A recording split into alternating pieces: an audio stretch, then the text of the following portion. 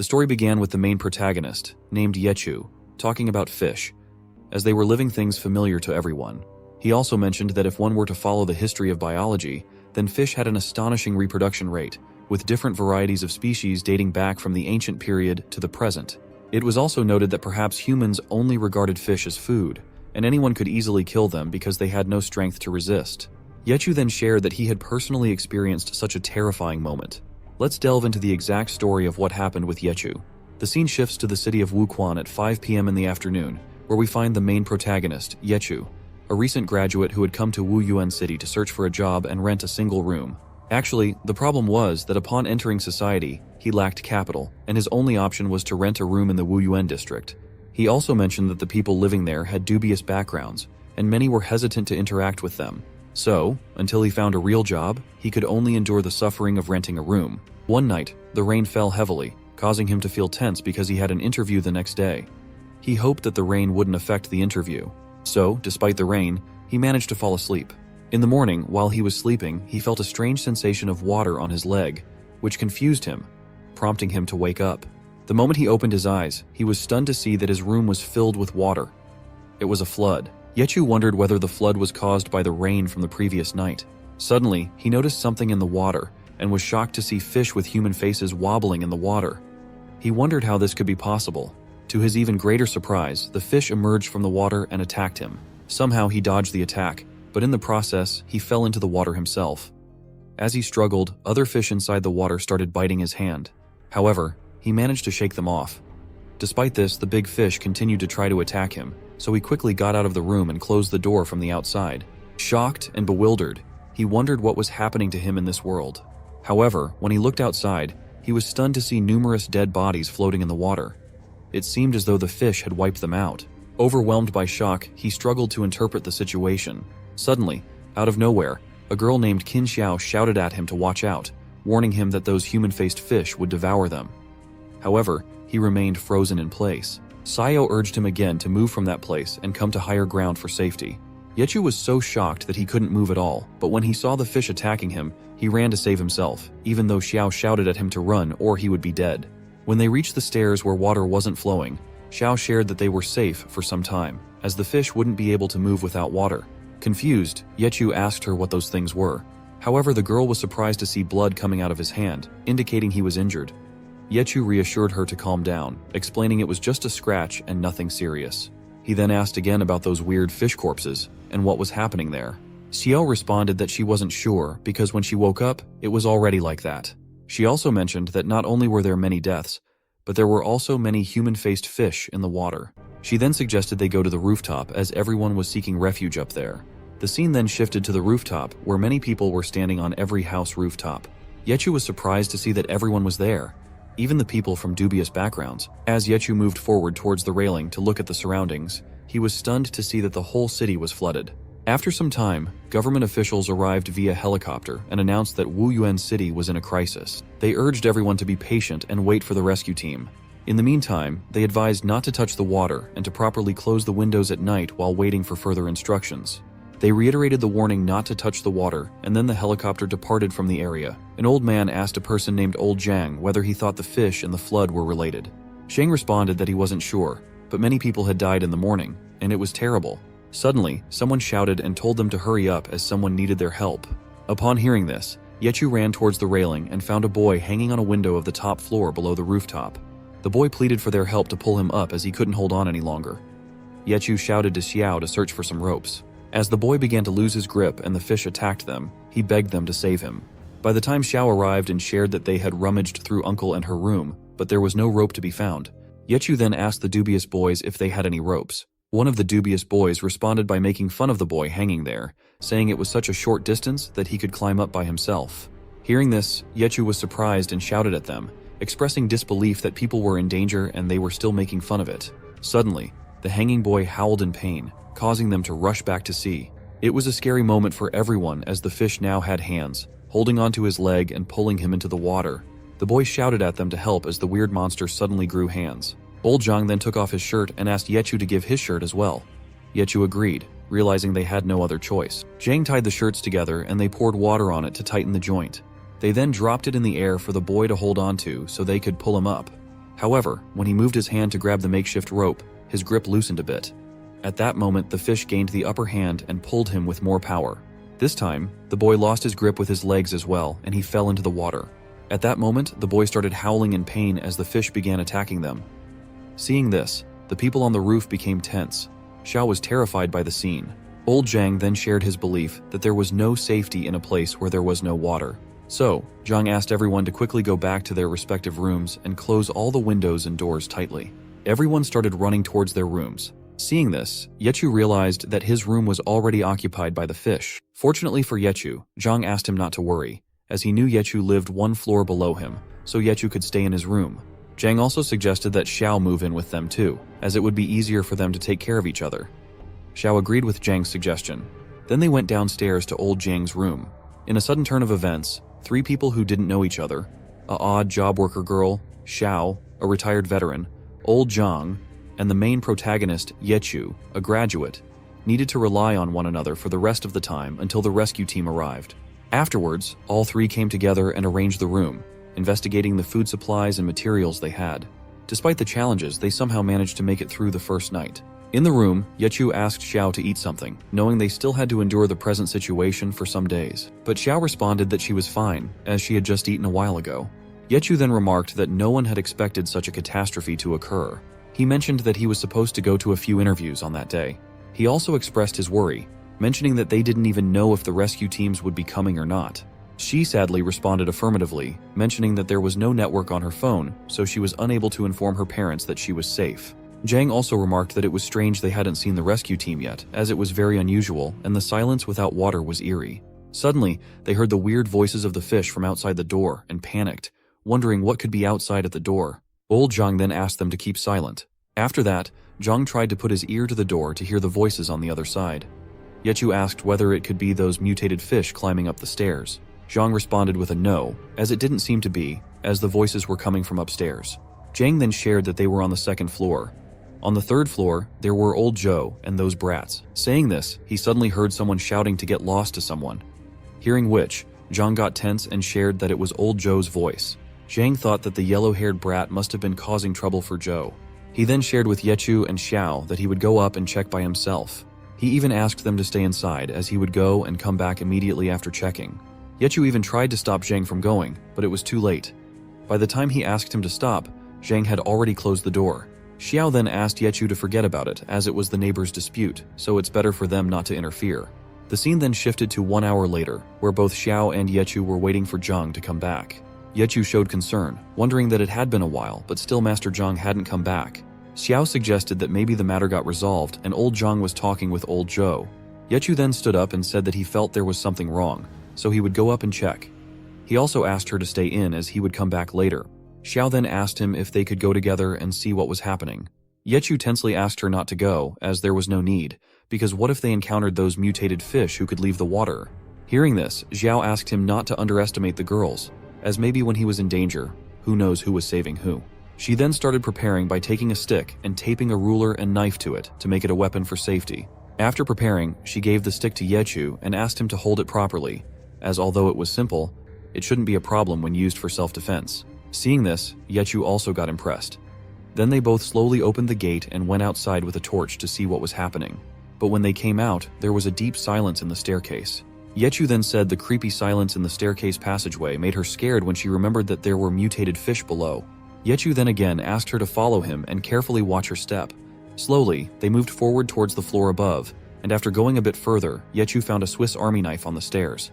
Xiao asked in confusion what he found, to which he responded that seeing the army knife lying around, he got confused as he had no idea whose knife it could be. So he asked Xiao to keep it, as they may have a use for it later. Suddenly, he got stunned and said that he also saw something on the wall. When he focused on that place with the torch, they were shocked to see that it was blood on the wall. Yechu then wondered where it came from and asked Xiao if she had seen it before. Xiao responded that she didn't know, as she was preoccupied with managing some items. She then asked if it could be the injuries of that person during the scuffle on top. As they moved forward, they saw more blood on the ground of the stairs. Seeing this, Yechu said that he thought it was definitely not from an injured person. Xiao then took some blood on the knife and looked at it closely. Yechu then said that he thought the situation was fishy. Master Zhang took a long time and didn't come back, and now there was a blood trail. He then tensely asked Xiao to let's hurry and go up, as he felt like something was happening, and those mutated fish definitely ambushed people. So Master Zhang could be in danger. But Xiao held his hand and asked him to calm down and not get anxious, as she was observing the situation. And it could definitely be different from what he was thinking. She then said that she thought the blood was sprayed on the staircase with purpose, as if there was really someone injured. Then there should be a trail of blood around the surroundings, and even it was so close to their room, yet they never heard a shout for help. Suddenly, a new type of beast appeared in the scene behind them. Yechu asked again that it was too late, so who would spray blood on the stairway? Shia responded that it could just be that yellow brat venting, as he had done disgusting things before. She also said that she thinks the yellow brat boy dropped the knife there. Yechu responded that he didn't care about that gangster, maybe it's like she said.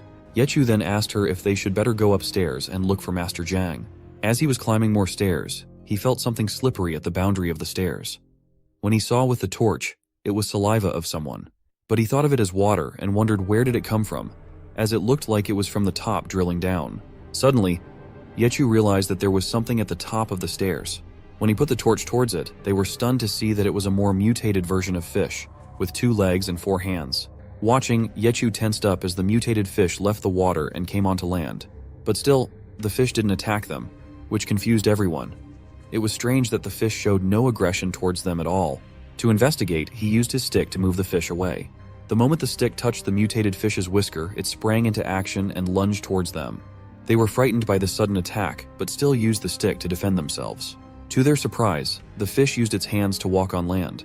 It even wielded the stick as a weapon, striking back with surprising force. Yechu was almost knocked to the ground by the strength of the attack, but Xiao managed to grab his hand just in time, preventing him from falling. After being saved, he lay on the stairs. But soon the fish got dangerously close, opening its mouth as if to eat him. Before it could strike, Xiao attacked the fish with the stick, sending it flying through the air with the force of the blow. Tensely, Xiao asked Yechu if he was okay or if he had been hurt. Yechu responded affirmatively and jokingly remarked that the one who saved whom was mixed up. Taking the stick from her, Yechu went to attack the fish. But in no time, the fish darted away from its spot and began to run. As the fish dodged his attack, Yechu missed and started shouting at it to wait and not hide. Ignoring the warning, he began to chase after the fish, but Xiao urged him to stop, cautioning that they didn't know if more mutated fish were on the way. Yechu urged Xiao to hurry and suggested they go upstairs to find Master Zhang, sensing something might have happened to him. They dashed towards the 3rd floor, and as they entered, they were shocked to see a larger and more menacing mutated fish waiting for them. This time it was like encountering a horse or elephant-sized fish with long tail, legs, and hands. Behind it, they saw a person. Confused, Xiao asked who was on the floor. Yechu responded that it must be the yellow-haired brat she mentioned earlier. However, it turned out to be Master Zhang who was slowly approaching the mutated fish from behind. With a swift move, Zhang grabbed the fish and began stabbing it with a knife. He then shouted at Yechu to seize the opportunity and evacuate old Zhou from the room. Tensely, Yechu inquired about Master Zhang's well-being. Zhang, focused on the urgency of the situation, instructed them to go and assist old Zhou first, as his leg had been bitten off. Agreeing, they rushed into the room to find old Zhou. Sitting inside, Zhou reassured them not to shout, recognizing them as the neighbors who lived 1 floor below. Yechu and Xiao were shocked to see old Zhou's leg, bitten clean in half by the fish. Yechu asked in confusion what had happened to his leg and how the mutated fish had entered the room. Zhou explained that the intelligence of those mutated fish was terrifying. They climbed up using the nearby electric poles. Yechu observed that the mutated fish looked different from the first day they encountered them, noting that the fish didn't have eyes. Zhou agreed, adding that he had also noticed that the mutated fish didn't rely on their sight to navigate their surroundings. He further explained that he and old Zhang, after narrowly avoiding danger, had been hiding without daring to make a sound. However, their ascent had caused a clatter, which distracted the attention of the mutated fish. Xiao shared that old Zhang had been gone for a long time, causing them to worry, so they went up to find him. Yechu added that they found the stair passage covered with blood on the walls. Hearing this, old Zhou shared that it was likely done by the fish. When the sky turned dark, he observed some species engaging in similar behavior and wondered if they were marking their territories in that way. Yechu, feeling tense, exclaimed in shock, "Territory making, really?" Old Zhou responded that he wasn't sure about the fish's intentions. He suggested they leave the place for now and discuss it later. As they exited, Zhang came flying towards them, prompting them to halt. Zhang shared that despite not knowing where the mutated fish came from, they still seemed intent on attacking and consuming them. The mutated fish roared and lunged towards Zhang once more, but Zhang fought back using a broken table as a makeshift weapon. However, the mutated fish proved to be incredibly powerful, and Zhang struggled to hold his own against it. Old Zhou instructed Xiao and Yechu to wait while he distracted the mutated fish. He urged them to focus on taking old Zhang with them, emphasizing that they didn't need to risk their lives to save an old, crippled man like himself. Yechu responded to Zhou, urging him not to give up, as they wouldn't abandon him. Furthermore, she pointed out that merely locking the mutated fish away wouldn't provide them with a sense of safety. As Yechu searched his shirt for something to use as a weapon, he found nothing useful at all. He also noticed that the previous knife they had was still lodged in the head of the mutated fish. Though there were bottles around, Yechu thought they weren't useful, as smashing one would render it useless after just one hit against the mutated fish. For assistance, Xiao found something and asked him to take a look. It was the wood used to tie the knife, with sharp edges that could work as a weapon. She suggested that while it might not pierce through the skin, it could be effective attacking through the mouth and piercing through the fish's brain. Yechu liked the idea, so he took the wood stick and asked Xiao to take care of old Zhou. Meanwhile, Zhang continued to battle the mutated fish, but he began to falter in the face of the fish's overwhelming power. As Zhang found himself defenseless, the fish attempted to attack him, but fortunately, Yechu arrived just in time, thrusting the stick into the mouth of the mutated fish. However, the fish held onto the stick tightly. Now, both Zhang and Yechu worked together, pushing with all their might to drive the stick further inside. Even with the combined strength of Yechu and Zhang, they struggled to overcome the mutated fish. Suddenly, the fish began pushing them back, prompting Xiao to join in and assist Yechu, while old Zhou lent his support to Zhang. With their combined effort, they managed to vanquish the monster. Afterward, they breathed a sigh of relief, but the sense of danger lingered. Yechu wondered aloud where the mutated fish monster had come from. Zhang speculated that it might be related to the city flood, as they hadn't heard any other news that could explain its appearance. Old Zhang then instructed Yechu to tidy up the medical supplies, gather more alcohol and bandages. He also directed Xiao to bring all the water bottles and consumables from the cabinets in the room. As they both began their respective tasks, Yechu asked old Zhou about what had happened at the staircase earlier. Zhou explained that he had been feeling bored, so he decided to watch a Chinese opera on his phone. However, those two slime balls couldn't tolerate it, so they decided to pick a fight with him. While they were scuffling, the mutated monster broke through the window and ambushed them. Zhang speculated that the noise might have attracted the monster, as it could be using echolocation to move around. As they collected everything, suddenly one of the brats named Mark arrived, and seeing the dead monster, asked in surprise if they had really managed to defeat it. Mark then searched for his friend, shouting his name. When he saw his friend's lifeless body, he was stunned. Mark shouted, blaming old Zhou for the incident, claiming that his decision to listen to some shitty opera had attracted the monster fish. He also yelled at Zhang, accusing him of purposely not saving Chen due to their past feuds. Hearing this, Zhang stood up and punched Mark in the face, shouting at him to stop. He then asked Mark where he had been when the monster attacked if he was so brave during the scuffle. Mark responded tensely, asking if there was anything wrong with just wanting to stay alive. Old Zhang furiously shouted at Mark, emphasizing that no matter how many grudges they may hold, if Mark wants to live, there must be mutual respect and no troublemaking. He released Mark's collar and instructed him to go to his own room, gather all usable items, and then come back. Yechu then began to reflect on their current situation, stating that it was beyond their expectations, as anyone could end up inside the stomach of the mutated fish in an instant. She emphasized that all they could do was cooperate with each other, even if the other party might be someone they didn't like. He shared that afterward, they blocked the staircase below to prevent any more mutated fish from coming up and barricaded from everywhere. After placing the injured old Zhou on the bed and completing all the necessary tasks, it was now midnight. Most people fell asleep, trying to put the incident with the mutated fish to the back of their minds.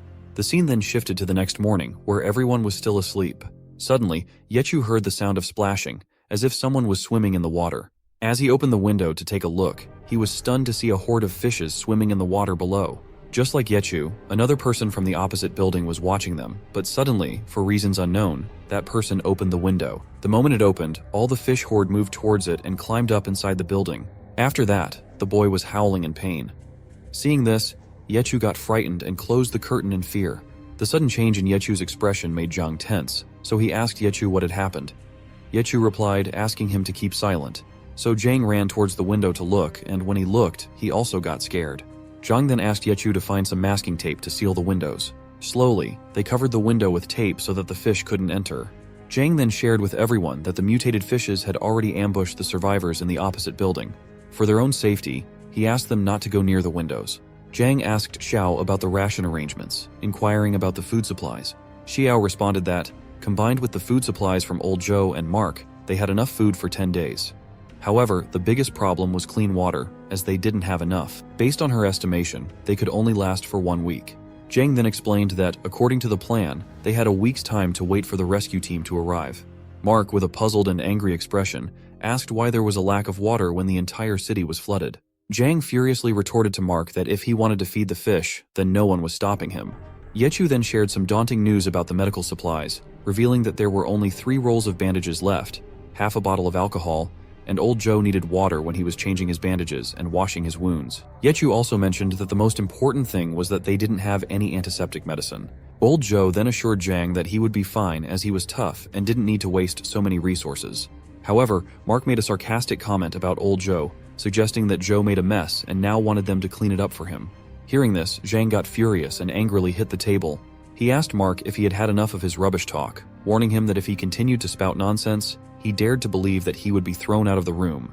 Furiously, Mark asked if he had said something wrong, pointing out that there wasn't enough food and water for them. He questioned why they needed to consider leaving when they were in a relatively safe condition. Mark also argued that if they moved further, they would have to assist a handicap, questioning if Jang wanted to send them to their deaths. Before Zhang could respond again, Xiao shouted and asked them to stop fighting. She suggested that instead of arguing, they should focus on finding solutions to resolve the immediate problem.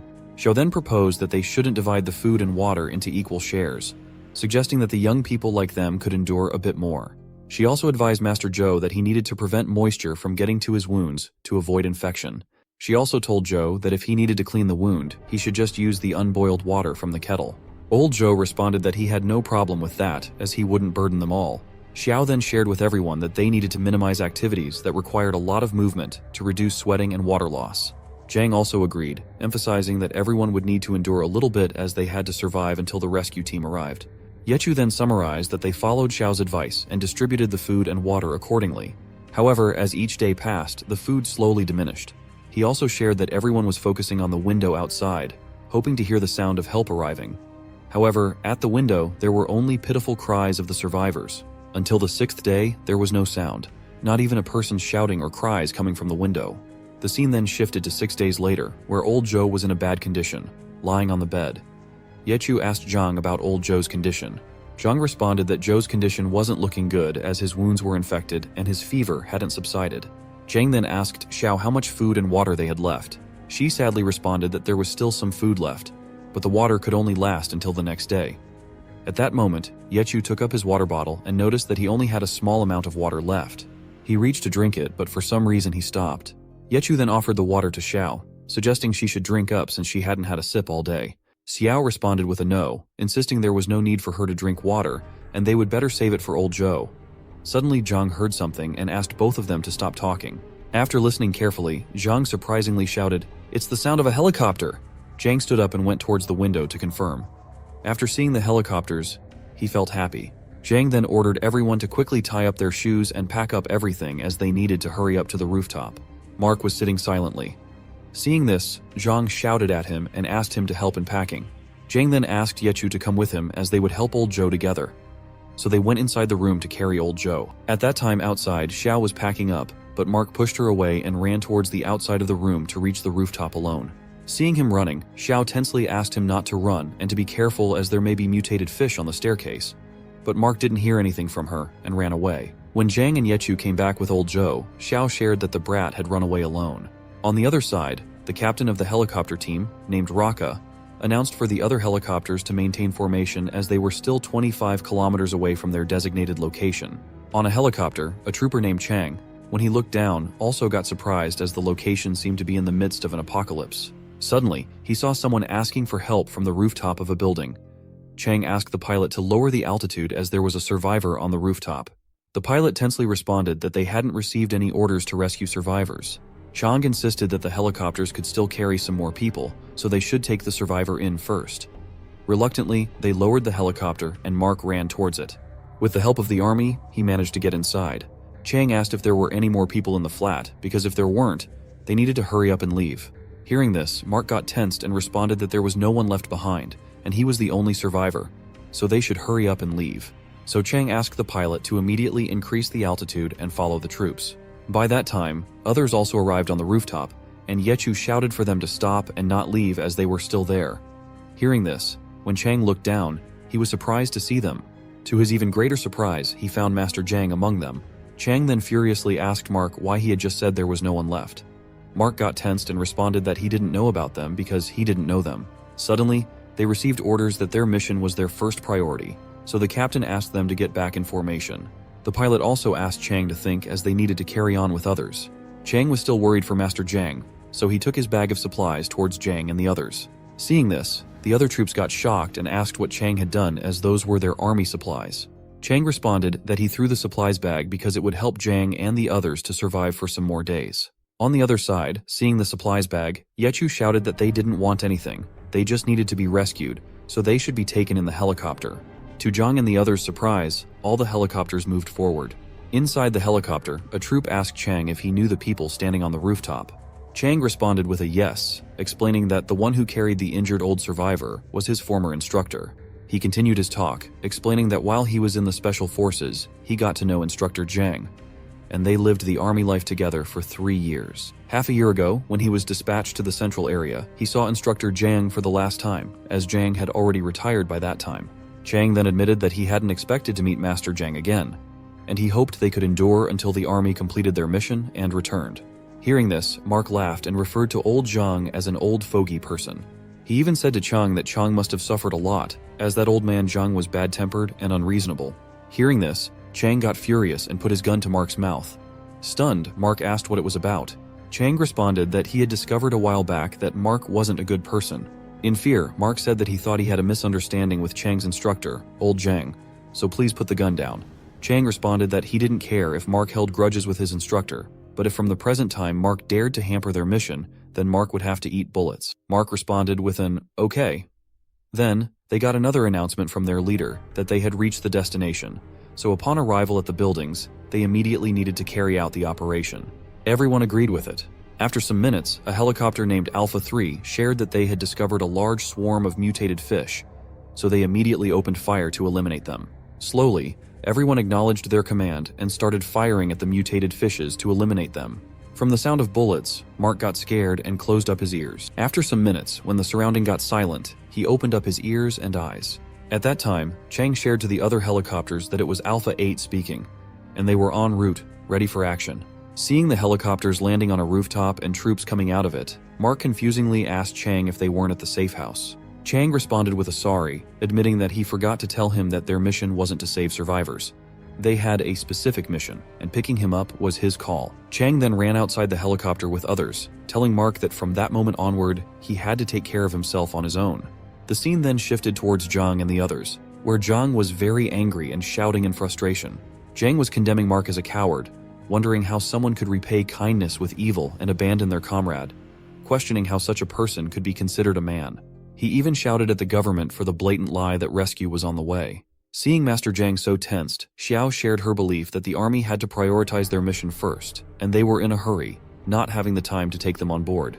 Yechu also agreed with Xiao, thinking that the rescue support was just behind, and the army had given them supplies. Yechu then asked why they would give them supplies if they didn't want them to endure for a few more days. Jiang apologized to everyone for losing his composure. Xiao then shared that she knew Master Jiang must be tired, so he should rest for a while and she would organize the stuff. But still, Jiang was very sad, so Yechu asked him not to be down, as he thought what Xiao said was making sense. Jiang then responded that he would be frank, as in the present situation, there was no chance of rescue. Hearing this, Yechu shockingly asked why. Jiang then shared that he recognized the helicopter number. It was from a base in the city, which meant that the disaster befell not only Wuquan City, but also those cities near the sea. And in a time like this, those to be rescued would be the head honchos, and they were only civilians. Jiang then told them that they had to be mentally prepared. If they wanted to live, they could only rely on themselves. Afterward, Jiang asked Xiao if there were any useful items. Xiao responded that there were some medical supplies, canned food, and a few packs of biscuits, but no water bottles. She also mentioned that there were some military supplies and took out a binocular.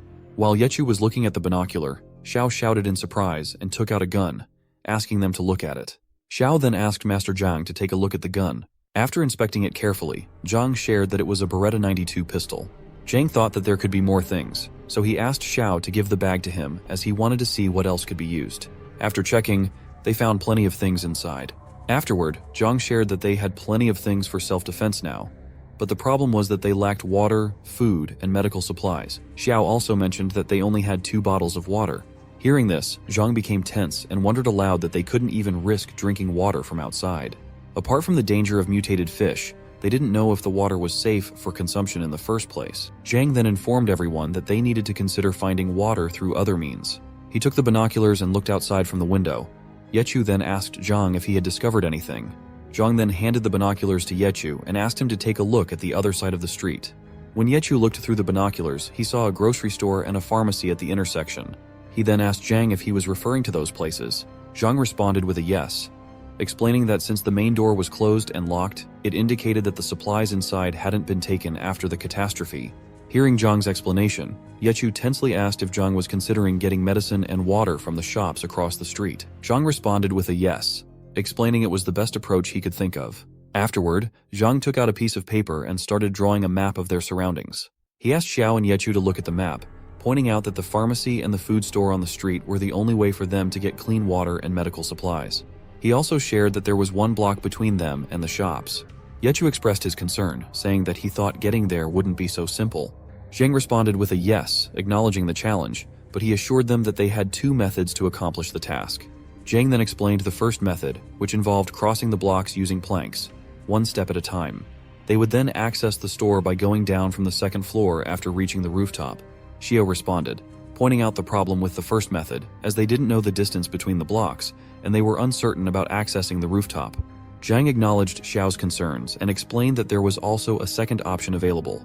Zhang shared that the second option was to use the covered cable wires on the 2nd floor to climb there and enter through the window. However, he cautioned that it was close to the water and very dangerous. For the present moment, he couldn't think of any other ideas to reach the shops, as these were the only methods that could work. Xiao then carefully examined the map and pondered for a moment. With a hint of excitement, she shared that she believed if they attempted it at night, the second method might be possible. Hearing this, both Zhang and Yechu were surprised and asked, "What?" Xiao responded, pointing out that she wasn't sure if either of them had noticed, but for the past few days, mutated fish had been making a lot of noise during the daytime but were quiet at night. It seemed that mutated fish were sleeping at night. So, as long as they didn't touch the surface of the water, they wouldn't pose a threat to people who were out of reach. Yechu tensely shared the problem that they had encountered other kinds of mutated fish at night. Xiao responded that she had also noticed that, and based on their earlier encounters, the mutated fish at night didn't seem to have vision. So, if they could avoid the mutated fish, they wouldn't be a problem at all. Zhang agreed with Xiao, acknowledging that her theory could indeed be plausible. He then told both of them that he would climb up the wires while they both stayed in the room to guard. However, Yechu shouted a firm no, which confused both Xiao and Zhang as they looked at Yechu in bewilderment. Yechu asked Master Zhang to let him take the lead this time, as Zhang had always been taking care of them. Yechu wanted the opportunity to take responsibility and do his part of the work. Zhang tried to deny it, but Yechu interrupted him, adding that climbing those cables would require someone lightweight. Hearing this, Zhao also agreed with Yechu, recognizing that weight was indeed a crucial factor they had overlooked. Zhang then thought for a moment and finally agreed to proceed the way they both were asking. The scene then shifted to nighttime, where Yechu was getting ready with his gear. After getting prepared, he informed everyone that it was time to go. He had a tied rope with him, and Zhang shared with Yechu that if he ran into trouble, he should quickly pull the rope, and Zhang would immediately come to his aid. Xiao also handed him something, mentioning that she had made a weapon for self-defense. She explained that she used metal thread to tie a metal pipe and a knife together, ensuring it was sturdier than the previous one. Yechu then took the weapon and put it inside his bag. Zhang also agreed with Xiao and instructed Yechu to use it. He reminded Yechu to remember how he taught him to use it, emphasizing not to waste ammunition when facing danger. Yechu responded with an okay and asked them to also be careful. He assured them that he would return immediately once he obtained water and medicine. So after that, Zhang slowly lowered Yechu towards the cable. For the twist, someone else was in the city, observing Yechu through binoculars. After seeing Yechu, a girl shared with her partner that she hadn't expected anyone else to survive. However, she remarked that those survivors were scarier than the mutated fish. After landing safely on the cables, Yechu breathed a sigh of relief. Zhang also inquired whether the cables were sturdy. Yechu reassured him that the cables were okay as they could bear his weight, so Zhang could release the rope now. After landing, he stood up and surveyed the route, realizing he needed to cross over the water's surface. He decided to proceed slowly, taking it one step at a time. Yechu moved forward slowly but steadily. At one point, a wire lock broke, causing him to nearly fall into the water due to the loosening grip. However, he managed to hold himself on the wire just in time. The broken piece fell into the water, startling Zhang and Xiao as they watched Yechu's precarious situation. Even Yechu sighed in relief after escaping danger. However, his relief was short-lived when he heard the sound of rushing water, causing fear to grip him as he wondered if it was the mutated fish. His suspicions proved correct as the mutated fish emerged from the water, leaping towards him in an attack. Witnessing the scene, everyone tensed up, unsure of what action to take. To their surprise, the mutated fish couldn't reach the height of the cable and retreated back into the water. With a sigh of relief at narrowly escaping a major threat, Yechu resumed moving forward. As he moved further, he stumbled upon something that left him stunned. Meanwhile, Zhang confided in Xiao that he couldn't see Yechu's progress anymore, speculating that Yechu should be reaching the third block. However, Xiao urged Zhang to take another look, pointing out that Yechu was waving the flashlight at them. Upon seeing this, Zhang wondered if Yechu could be in trouble once again. Peering through the binoculars, he observed that the wire had been cut to a specific length, preventing Yechu from reaching the third block. Upon closer inspection, Zhang realized that this could only have been done by people, leading him to wonder in surprise if there were more survivors nearby. Zhang confided in Xiao that the situation had become very complicated, prompting them to signal Yechu to return. Xiao signaled Yechu to come back, and Yechu agreed, mentioning that he would attempt to return via the rooftop. As Yechu made his way back slowly, he glanced inside a window and was shocked by what he saw inside. Yechu's shock turned into curiosity as he saw a jar of water with a tap inside the building. Xiao urged Zhang to pay attention to Yechu's signals. Through the binoculars, Zhang observed that Yechu was indicating his desire to enter the middle building. Zhang speculated whether Yechu had found something useful as he entered the room. Meanwhile, Yechu made his way into the room through the window, discovering it to be empty. Undeterred, he approached the jar of water and filled up his water bottle using the tap. As Yechu filled his water bottle, a sound from inside the cupboard caught his attention. Curious, he opened the cupboard to investigate. However, his curiosity turned to fear and shock as he discovered a cage containing a captured mutated fish inside. Startled by the sudden discovery of the mutated fish in the cage, Yechu instinctively took a step back. To his further astonishment, he felt something unusual under his foot. Looking down, he was stunned to find the lifeless body of a woman. Out of nowhere, a bald man named Henry appeared and reassured Yechu not to worry, explaining that the woman had broken his rules and had been dead for several days. He admitted to disposing of her, but disturbingly mentioned that using the meat from the dead woman to bait the mutated fish gave him pleasure. Hearing this, Yechu was both surprised and shocked, asking Henry if he truly disposed of the woman. Henry confirmed, explaining that she had climbed the cables from the adjacent room and demanded water for free, refusing to trade with other items. She pleaded incessantly, claiming her daughter was in dire need of water. Yechu was deeply shocked to learn that the woman simply needed water for her daughter, and Henry's action startled him.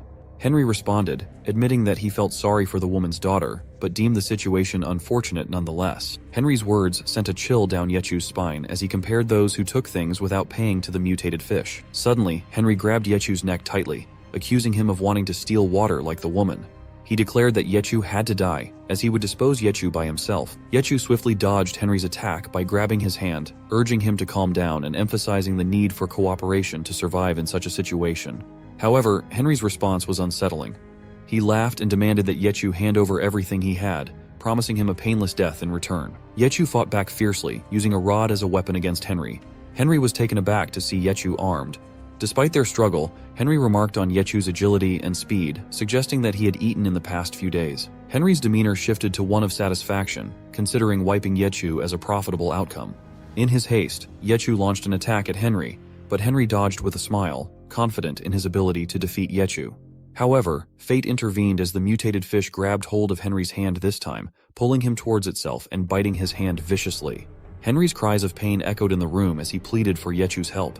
Yechu quickly retrieved the gun and aimed it at the mutated fish. Henry, shocked by the sight of the gun, urged Yechu to shoot the fish without hesitation. Henry's shouts grew more frantic as he implored Yechu to fire the gun and not leave him to die. Despite the urgency of the situation, Yechu hesitated, trembling with fear.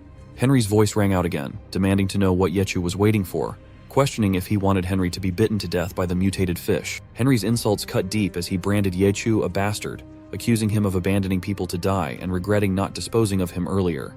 Overwhelmed by Henry's words and the intensity of the situation, Yechu's consciousness slipped away. In a daze, he fired the gun without aiming, succumbing to the chaos of the moment. Upon hearing the gunshot, Zhang and Xiao were filled with fear. Zhang, tense with worry, instructed Xiao to take care of herself and Zhou as he rushed to find Yechu. Using a rope, Zhang descended quickly on the cables. Meanwhile, near Yechu, it was evident that Henry had been disposed of. Yechu was shocked and wondered how it had turned out like that, as he had only wanted to save Henry. Suddenly, he heard a voice coming from the window. Without thinking, he pointed the gun towards it. But this time, it was Zhang, so he asked Yechu to calm down. Zhang then asked Yechu what had happened just moments ago, why he had shot and at whom. While asking, Zhang noticed the surroundings and tensely asked what had happened with them. Yechu sadly responded that he had wanted to get some water when he was attacked by Henry, and Henry had even attacked the woman lying on the floor. Yechu also explained that during the scuffle, Henry got bitten by the mutated fish in the cage, so he had wanted to use the gun to shoot the fish and save Henry. But somehow, he ended up shooting Henry instead of the fish. Zhang responded to Yechu, telling him not to be tense as it wasn't his fault. It was Henry's perverted nature that had grown during the crisis that was the cause. Zhang then urged Yechu not to blame himself, as it wasn't the time for it. They needed to check the room for anything they could use, so they slowly went further into the adjacent room to find some supplies. Meanwhile, the mutated fish, seeing them moving away from the room, seized the opportunity and slowly took the cage keys from Henry's pocket. In the room, Yechu found some rations in the cupboard and snacks in a carton. He told Zhang that he had found rations and grocery items. Zhang also mentioned that he had found many water bottles stored in the cupboard. Yechu also noticed there were many jugs of water and interpreted that they must have been looted from others and the grocery store during the crisis. Zhang then shared his suspicion that Henry had attacked more than one person. He also asked Yechu not to worry too much about it and focus on gathering as much as possible. Meanwhile, Xiao was anxiously waiting at the window for both Yechu and Zhang. Suddenly, to her surprise, someone from above entered her room directly through a rope. Startled, she attempted to shout for help, but before she could, the girl covered Xiu's mouth and reassured her not to be afraid, explaining that they just wanted to take cover for the time being. Xiao, surprised, asked who they were and if they were survivors like her. The girl responded affirmatively, explaining they were indeed survivors of the catastrophe. Suddenly, Xiao heard another voice declaring that they were finally safe, at least for the time being. When Xiao looked, she saw it was a boy. The boy also mentioned that the mutated fish hadn't chased them. Meanwhile, the scene returned to Zhang and Yechu, who were both carrying as many things as they could in their bags. Zhang then offered Yechu a water bottle to drink. As Yechu drank, he looked very sad. Observing this, Zhang asked what was troubling him, wondering if he was still thinking about the recent incident. Yechu responded with a yes, expressing that even though that person deserved to die, he had missed his shot and ended up shooting them, weighing heavily on his heart. Zhang then shared with Yechu that he reminded him of a soldier he once trained. Zhang then began sharing about a person named Chang. Chang was a new soldier in the Special Forces, struggling during training and until his first mission, when he eliminated an enemy for the first time. From that point onwards, he completely transformed into another person. Zhang also shared that he always found Chang drinking beer. He believed that when someone made their first kill, there would be an internal struggle in their heart, as the person they had killed might have been an enemy or even a truly evil individual. It was a matter of respecting life, but part of that respect might gradually diminish under the pressure of the catastrophe, which had him worried. Zhang then asked Yechu to stop talking as they needed to hurry back. As they were about to leave, they suddenly heard something from behind.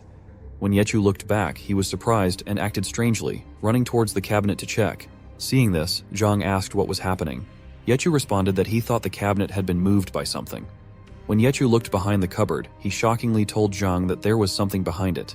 Curiously, they managed to move the cabinet somehow, and the moment they saw behind it, they were shocked to find a big hole in the wall. When they looked inside, they saw that cables had been used to make a bridge between the two rooms. Seeing this, Zhang said that he thought it must have been done by Henry. After Henry cut the cables outside, he must have used them to steal stuff from the next room.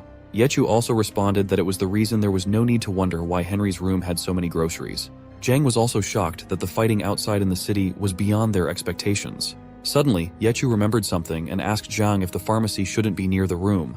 When Yechu switched on the torch to look into the other room from the window, he was surprised to see a little girl in the window. So Yechu wondered whether the girl was the child of the woman. Zhang agreed with Yechu, considering it possible that the girl was the daughter of the deceased woman. Zhang then shared with Yechu that they had to save her, as they couldn't leave the little girl alone in the room. So they slowly moved on the cables to reach the other side of the room. When they entered, they saw many medicines, including antiseptics and bandages, just what they needed.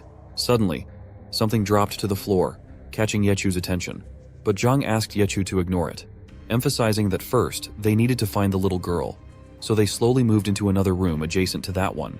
They saw that the room had some medical devices, and suddenly Yechu heard a voice coming from the cupboard. So Zhang ordered Yechu to open the door from that side while he stood on the opposite side. The moment Yechu opened the door, the little girl came out with a knife and started slicing it through the air with her eyes closed, trying to protect herself from them.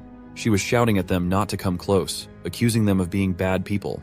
Without stopping, she continued slicing the knife, demanding that they stay away and leave. Zhang and Yechu raised their hands in surrender, trying to show they meant no harm. So the girl stopped for a moment.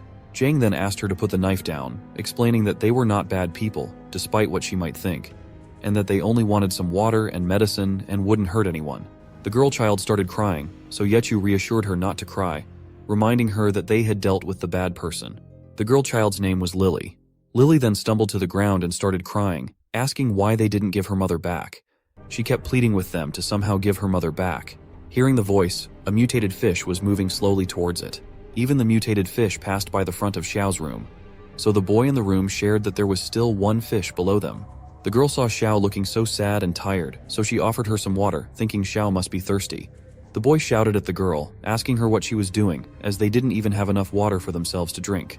The girl shouted at the boy, arguing that those people had brought them inside out of goodwill, so giving one bottle of water as compensation wouldn't be too much. Xiao spoke up, noting that looking at them, they had such good weapons and equipment, so they probably weren't from Wu Quan. The girl then apologized for not introducing herself earlier. She introduced herself as Liu, a competitive archer. Liu also explained that when the catastrophe happened, she was practicing in the archery range. She then introduced the boy as Li. He was a bodyguard working in the archery range, and they escaped together after the whole mess started. Li then took out a shotgun and shared that luckily he had taken it while escaping, and it was a very useful tool for dealing with the mutated fish and humans. Hearing this, she asked in shock, "Deal with humans? What do you mean? What's the situation outside?" Liu responded that it was chaotic and humanity's fight for survival had just begun, and in the future, it could get much worse.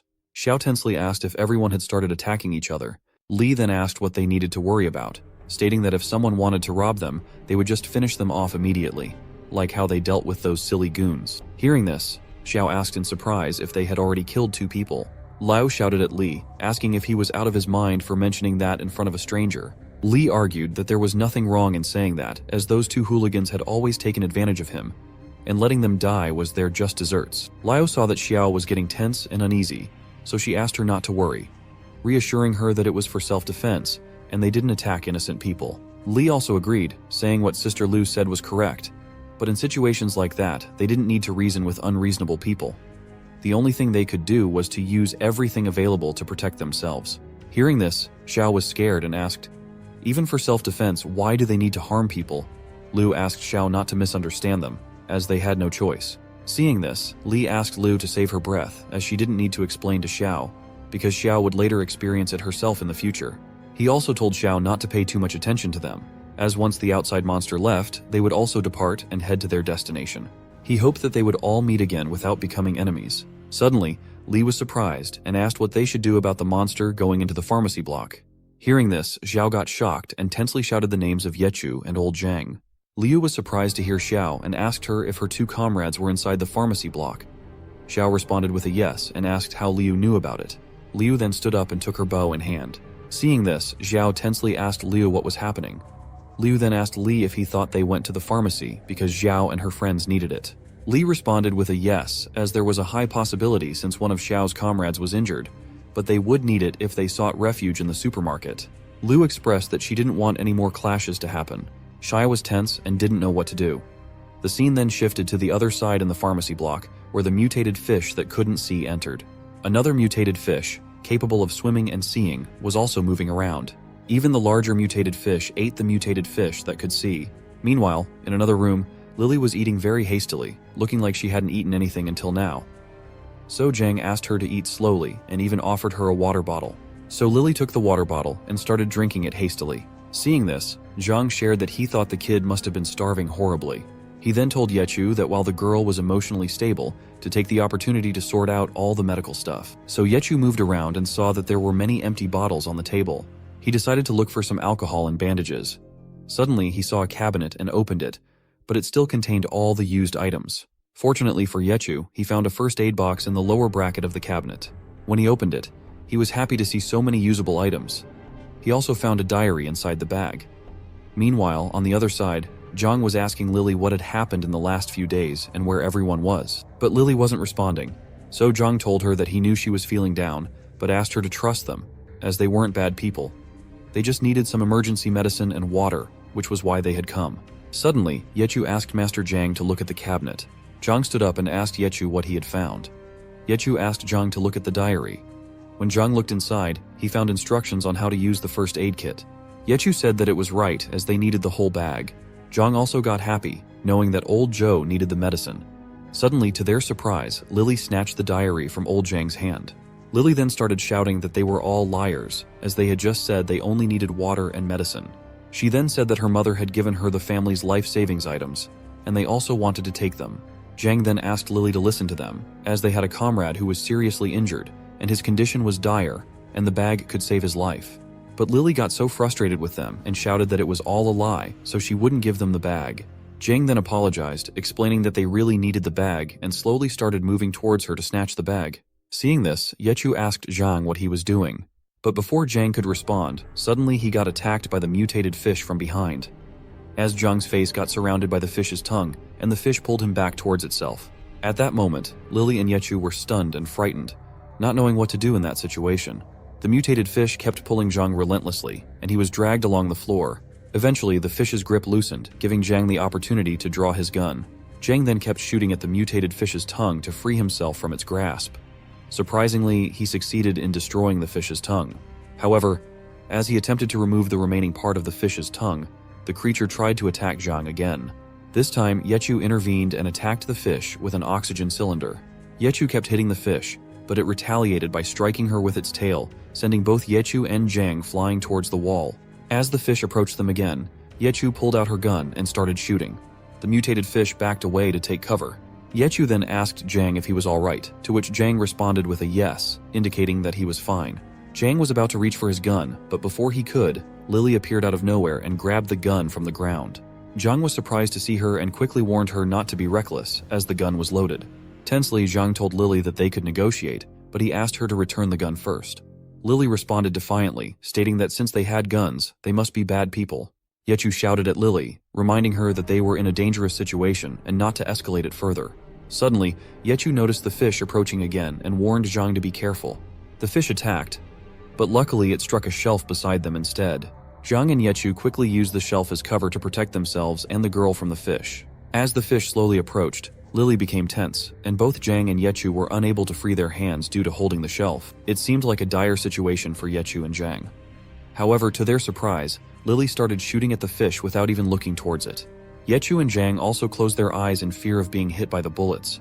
When the sound of gunfire ceased, they cautiously opened their eyes and saw that the mutated fish was dead. They moved away from the shelf, but Lily was still aiming the gun at the mutated fish. Zhang approached her and asked her to calm down, reassuring her that the fish was already dead. He also attempted to take the gun back, explaining to Lily that it was unsafe for her to carry it. However, Lily quickly moved her hand back, trying to cover the gun so that Zhang couldn't take it. Zhang then told Lily that they wouldn't take her stuff anymore, so she should please give them their gun back. Lily shouted that they could take the first aid kit, but first, they had to promise her something. On the other side, it became evident that numerous mutated fish were converging towards the pharmacy block.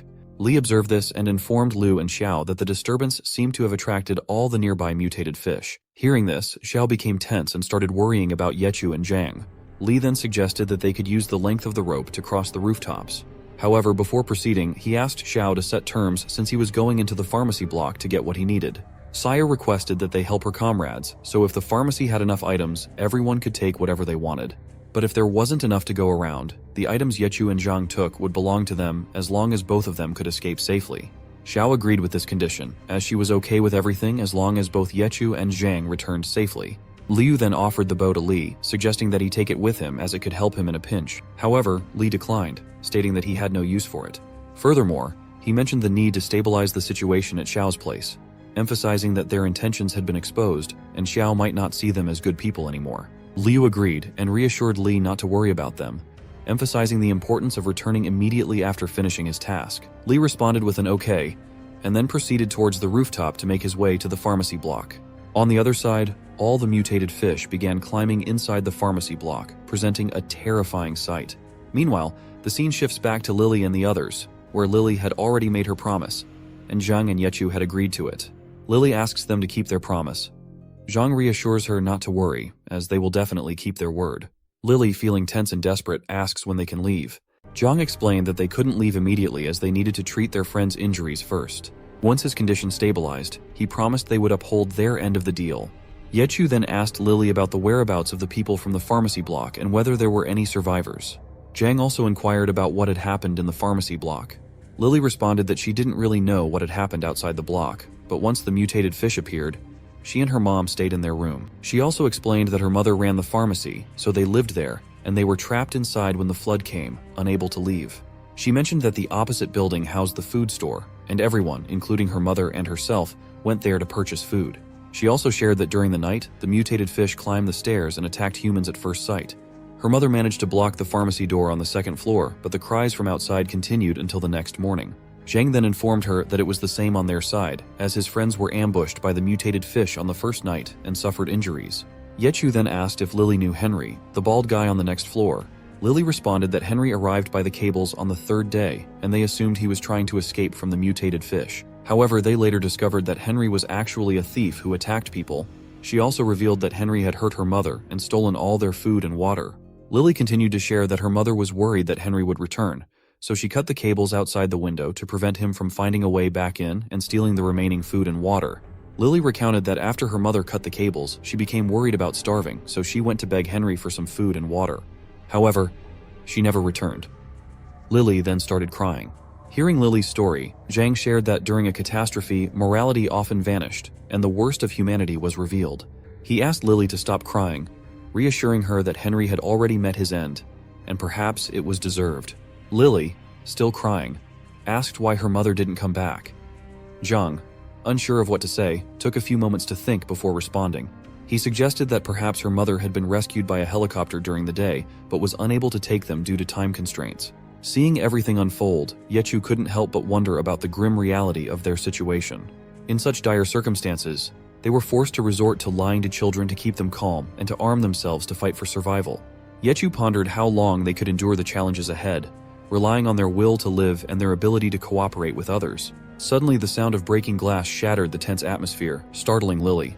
As Yechu and Zhang turned towards the source of the noise, they were shocked to see numerous mutated fish converging towards them. Zhang realized that the sound they had made earlier had attracted all the mutated fish. Slowly, every mutated fish began advancing towards them, intent on attacking. However, they managed to defend themselves by shooting at the approaching fish with their gun. Lily shouted and urged Zhang and Yechu to use alcohol. Confused, Yechu asked what she meant. Lily explained that the skins of the mutated fish were sensitive to alcohol. She had seen someone use alcohol to drive them away before. Yechu urgently asked Zhang to hurry and find the alcohol. However, Zhang had already begun taking them out, assuring Yechu not to shout as there were plenty of bottles. They started throwing alcohol towards the mutated fish one by one, but with so many of them, it wasn't having much effect. Realizing that there were too many mutated fish and not enough alcohol to deter them, Zhang instructed Yechu to stop wasting bullets and suggested they run. Zhang and Lily began removing the barricades they had placed across the door to lock it. However, when Zhang opened the door, he saw something that shocked him. Actually, Zhang was shocked to see Yechu being chased by mutated fish, but somehow Yechu managed to dodge them and emerged from the room. He quickly blocked the door with everything he could find. Zhang shouted to Yechu, urging him to make his way to the stairs, for this was their chance to escape to the roof and come up with a plan. The mutated fish were constantly trying to break out of the room. Lily and the others started running towards the rooftop. To their surprise, a mutated fish emerged from above and attacked Lily. In an instinctive move to protect her, Zhang got in between them, risking himself. During the struggle, Zhang's hand was bitten off by the mutated fish, but he managed to defeat it nonetheless, ensuring Lily's safety. Blood flowed from Zhang's hand, causing Lily to become terrified. However, Zhang reassured her that he was all right, and urged her to go upstairs and open the door to the rooftop. He also called for Yechu to hurry. As Yechu rushed towards the rooftop, he suddenly felt someone pulling him back. Turning around, he realized that someone was being engulfed by the body of a mutated fish. Startled, Yechu realized it was actually that person who had grabbed onto him from behind, trying to hold him back. When Yechu looked back, he saw that the person was Mark, pleading for Yechu to save him. However, Yechu realized that the mutated fish were closing in on them, and even Zhang urged him to ignore Mark as they were in imminent danger. With no other choice, Yechu left the bag with Mark and hurriedly ran away to safety. Meanwhile, Lily reached the topmost floor and attempted to open the door, but she struggled to do so. To her surprise, the door swung open from the other side, causing Lily to stumble and fall to the floor. As she looked up, she saw a man holding a shotgun in his hand. Meanwhile, on the other side, Yechu was fiercely shooting down the mutated fish that were chasing them. There, the man asked Zhang about his injury. But to their surprise, not only were mutated fish coming from below, but some also appeared from the stairs above. Seeing this, Yechu tensely shouted at Zhang to watch out as a fish was about to attack him. The moment Zhang looked up, he saw the fish already leaping towards him for the attack, so he instinctively covered his face for safety. However, to their surprise, they heard the sound of a gun, different from the pistol. When Zhang opened his eyes, he saw that the mutated fish had been killed. As they turned towards the source of the sound, they were surprised to see Lily with a man holding a shotgun. Both Zhang and Yechu wondered about the identity of the man. Li was also worried and shared that they were in a problematic situation, as the entire building had been overrun by mutated fish. Now, they faced the challenge of figuring out how to proceed. With strangers in their midst and uncertainty about the number of mutated fish in the building, they need to devise a plan to tackle the situation. At the beginning of the story, the White Demon Castle loomed, where the demon goddess, known as the Goddess of Darkness named Helios, flew in the air. Furiously, she called for the main protagonist of the story, Chen Bai. Chen asked, "What?" Helios responded that his failure in the mission had put her in a bad mood, so he should go to hell now. Surprised, Chen asked again, "What?" Then, realizing the gravity of the situation, he tensed up. Chen then asked Lady Goddess Helios to wait and requested another chance, citing his past accomplishments. Helios responded that lowly humans had no right to request opportunities, and she declared that his white magic castle would be obliterated along with the darkness. Suddenly, black waves began to rise at the White Demon Castle, enveloping Chen from all sides and dragging him downwards into the river of darkness. As he was pulled by the waves, he wondered how, despite nearly completing a task for the Lady Goddess, one failure meant he was going to be wiped out simply because he was a lowly human. He then decided to refuse to accept his fate and started laughing hysterically. Just before being consumed fully by the darkness of the water, he defiantly showed his middle finger to Lady Goddess Helios and shouted that he would destroy her no matter what. After that, within the darkness of the water, there was endless blackness, and Chen was sinking into it. Suddenly, his hourglass locket activated, and miraculously, Chen woke up in his bed, still furiously shouting at Lady Goddess Helios. Upon seeing his surroundings,